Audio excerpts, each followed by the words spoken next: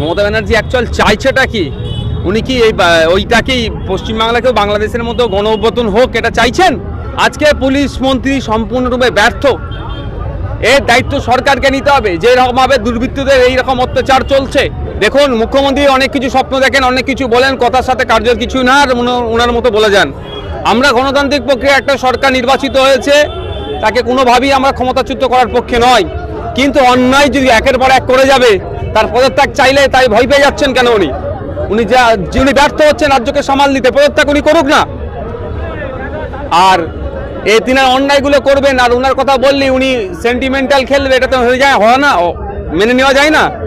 রাজ্যে যে অপ্রীতিকর ঘটনা ঘটছে, আমরা বলছি না যে মুখ্যমন্ত্রী বা তৃণমূলের কেউ করাচ্ছে, কিন্তু কিছু ঘটলেই অন্য অন্য রাজ্যে চলে যায় পরিক্রমা করতে এই শাসক দলের নেতা এবং যারা মুখপাত্র নামক রয়েছে তারা। কি বলবেন? কেরলে ভয়াবহ ভূমিধস হয়েছে, সেখানে গিয়েছে, অবশ্যই যাওয়া দরকার। মণিপুরে যেতে চেয়েছিল, সেখানে যেয়ে পৌঁছাতে পারেনি হয়তো। ঠিক ভিন্ন রাজ্যে যায়। আমাদের রাজ্যে যেগুলো হয়, আবু সিদ্দিক হালদারকে খুন করলো পুলিশ কাস্টাডিতে, মানে পুলিশের মারা গিয়েছে, এটা তার পরিবারের অভিযোগ। শিকারি মোড়া এই ধরনের বাড়িতে তো যেতে দেখিনি।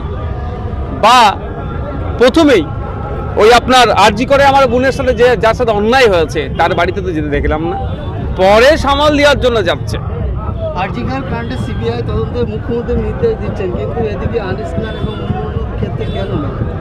হয়তো ততক্ষণ হয়তো সেন্ট্রালের সাথে সেই অর্থে বিজেপি সরকারের সাথে সম্পর্ক তৈরি হয়নি, এখন ভালো সম্পর্ক হয়ে গেছে।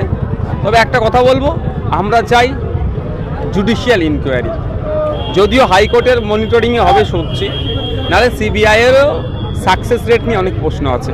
5ই জুলাই মেদিনীপুরে একটা ছেলে পিটিয়ে মারা হয়েছে, অভিযোগ জেলার বিরুদ্ধে।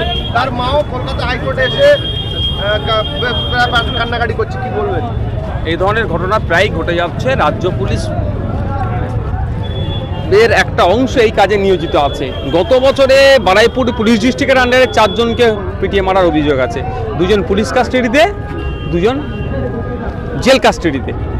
কিন্তু দুঃখের বিষয়, যারা এই কাজে যুক্ত, সিআইডির হাতে মমতা ব্যানার্জি এটা তুলে দিয়েছিল দায়িত্বটা, এখন কোনো প্রোগ্রেস সেই অর্থ দেখতে পাচ্ছি। মানুষের নিরাপত্তা দেওয়ার দায়িত্ব পুলিশের। সেই পুলিশ যদি এরকমই বর্বরোচিত আচরণ করে, তাহলে মানুষ যাবে কোথায়?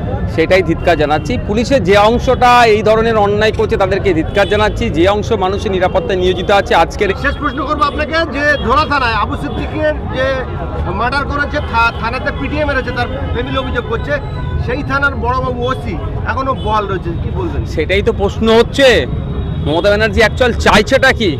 উনি কি ওইটাকেই পশ্চিমবাংলাকেও বাংলাদেশের মতো গণ অভ্যুত্থান হোক এটা চাইছেন? যদি না চায়, যেই পুলিশের কর্তাগুলো অন্যায় করছে তাদেরকে ইমিডিয়েট শোকজ করে বরখাস্ত করে ডিপার্টমেন্টাল কোয়ারি শুরু করুক।